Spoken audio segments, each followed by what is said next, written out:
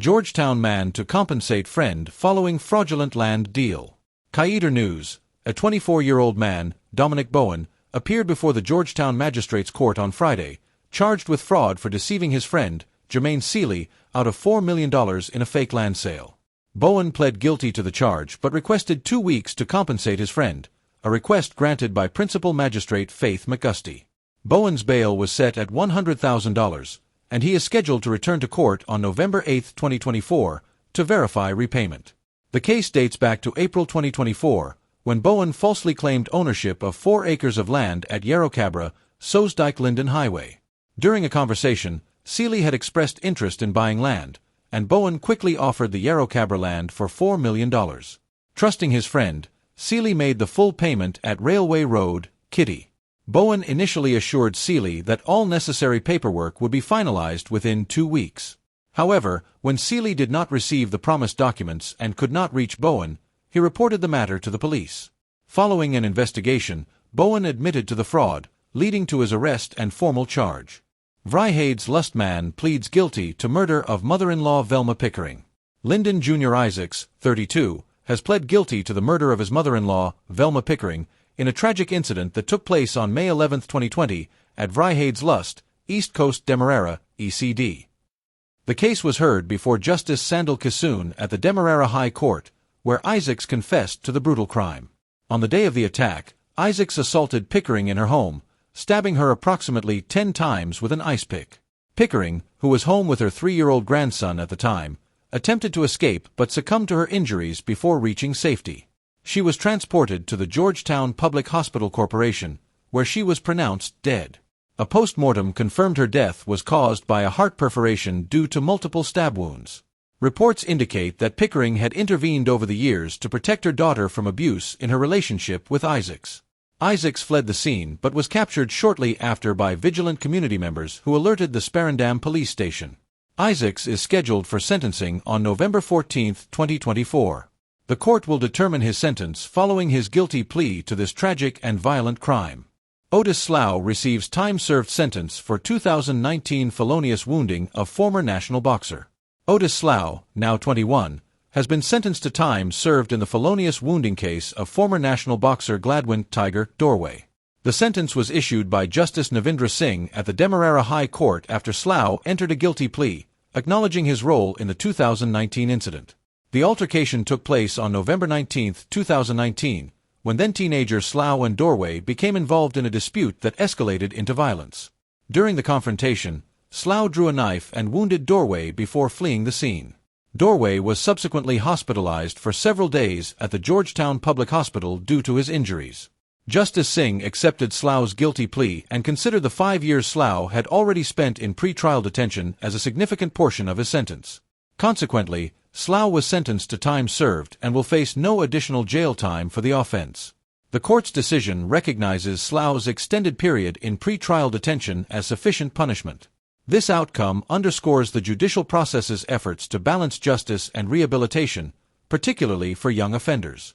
Armed robbery at Kururu supermarket results in arrest of suspect, search ongoing for 2 others. Law enforcement officers have apprehended one of 3 suspects involved in an armed robbery at the Nshang supermarket in Kururu, Soesdijk-Linden Highway, where bandits reportedly stole goods and cash valued at over 700,000 Guyanese dollars. The incident, which took place around 21:05 hours on Friday, targeted Chinese national Zhenfa, owner of the supermarket. According to police reports, 3 armed suspects entered the supermarket shortly before closing, holding the owner and staff at gunpoint. They seized 3 bottles of Hennessy valued at 60,000 Guyanese dollars, 150,000 Guyanese dollars in Digicel and GTT phone cards, and 500,000 Guyanese dollars in cash. The suspects, described as males of African descent, were reported as follows. The first suspect is approximately 6 feet tall, slim, wearing a black and white long-sleeved hoodie, black pants, a face mask, and armed with a handgun. The second suspect is around 5 feet 8 inches tall, slim, wearing a blue t-shirt, short gray jeans, and a pink face covering. The third suspect is around 5 feet 10 inches tall, slim, in a white and black hoodie. Witnesses reported that the gunman stood guard at the northern door while the other 2 suspects looted the cash register and shelves. When public-spirited citizens arrived to intervene, the The suspects fled eastward, discharging several rounds into the air as they escaped. Arrest made. Police arrested Jason Richard, a 28-year-old man from Independence Boulevard, Albuistown, who was identified in the CCTV footage wearing matching attire. Searches for the other two suspects are ongoing, with local police actively pursuing leads. The authorities are urging anyone with information related to the incident or the whereabouts of the remaining suspects to contact the Timeri police station. One bandit killed, accomplice injured and on the run following failed robbery at Port Mourant Market. iNews Guyana. A robbery attempt at the Port Mourant Market this morning ended in a violent confrontation that left one suspect dead and his accomplice injured and on the run. The deceased suspect remains unidentified. The incident occurred when two men, one wielding a cutlass and the other a handgun, targeted a jeweler's stand operated by Daniel Das.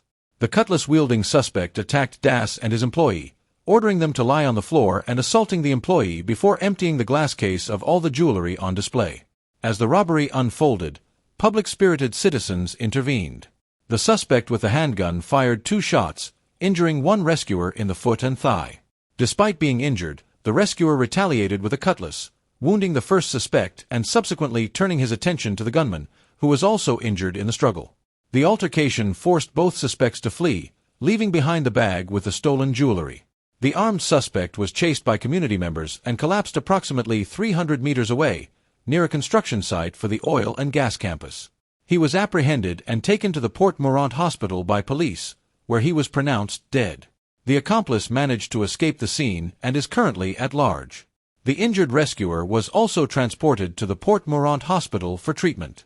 Police are actively investigating the incident and searching for the accomplice. SOCU head Fazil Karimbaksh and Minister of Local Government Anand Persaud file $605 million Guyanese defamation lawsuits against journalist Leroy Smith. Demarawaves, Fazil Karimbaksh, head of the Guyana Police Force's Special Organized Crime Unit, SOCU, and Local Government Minister Anand Persaud have filed defamation lawsuits against journalist Leroy Smith, owner of the Big Smith News Watch, totaling $605 million Guyanese in damages, along with demands for aggravated or exemplary damages. The lawsuits come in response to multiple online publications and social media posts, which Mr. Karimbaksh and Mr. Persaud claim contain defamatory content that has caused significant harm to their reputations. Mr. Karimbaksh's suit, filed through Satram and Satram Law Firm, demands $100 million Guyanese for each of 6 alleged defamatory publications posted by Mr. Smith on September 11th, October 13th to 14th, 16 to 17, and 23, and an additional $100 million Guyanese in aggravated damages. Mr. Karimbaksh alleges the publications have been calculated to disparage him professionally and personally, inflicting severe reputational damage and emotional distress. Minister Persaud, represented by attorneys Sanjeev Datadin, Khalif Gaban, and Mohani Anganu, is seeking $5 million Guyanese plus aggravated damages over claims of defamation linked to a story published on October 14, 2024, on Big Smith News Watch, and subsequent social media posts on Facebook and WhatsApp. Minister Persaud has requested a court order for Mr. Smith to remove the posts and issue a public retraction and apology. According to court documents, the publications have purportedly damaged Minister Persaud's reputation and subjected him to undue scrutiny and inquiries regarding his involvement in unrelated police investigations. When reached for comment, Mr. Smith stated he has not yet been served with either lawsuit and will await advice from his legal team before issuing any statements. Both Mr. Karimbaksh and Minister Persaud stress the importance of protecting their professional integrity and reputations and seek the court's intervention to mitigate ongoing reputational harm from the alleged defamatory statements. PNC/are calls for investigation into Guyana police force leadership amid corruption allegations. Guyana Standard. At a recent press conference, members of the People's National Congress/Reform, PNC/R, voiced strong concerns regarding the leadership of the Guyana Police Force, GPF, following the recent criminal charges against Assistant Commissioner of Police, ASP, Calvin Brutus. PNC/R representatives urged that an investigation be conducted by a reputable international body to assess alleged corruption within the GPF. Brutus, facing allegations of financial crimes, reportedly had over $500 million frozen across 8 bank accounts associated with his family and their businesses. In light of these developments, PNC/R member Ganesh Mahapal criticized the leadership within the GPF, stating, "Most of those in the leadership of the GPF are unfit to be members, much less leaders. The evidence is emerging that, like the PPP, the GPF is corrupt, unprofessional, and complicit in crime and corruption, and therefore cannot morally or properly execute its mandate to ensure law and order and reduce crime in Guyana. The PNC/are also questioned the appointment of Acting Commissioner of Police, Clifton Hicken, to a substantive role, with PNC/our leader Aubrey Norton emphasizing that any permanent appointments within the GPF should follow a thorough investigation. What needs to be done is for there to be a thorough investigation into the police before any talk about confirmation of anybody in the Guyana police force, Norton stated. Mahapal voiced disappointment with Hicken's silence concerning the recent SWAT and SOCU presence at Brutus' residence before charges were officially filed, remarking that Hicken's silence speaks volumes, given Brutus' former role as his second-in-command. The PNC/our representatives reiterated their call for an independent inquiry, emphasizing the need for transparency, accountability, and reform within the GPF.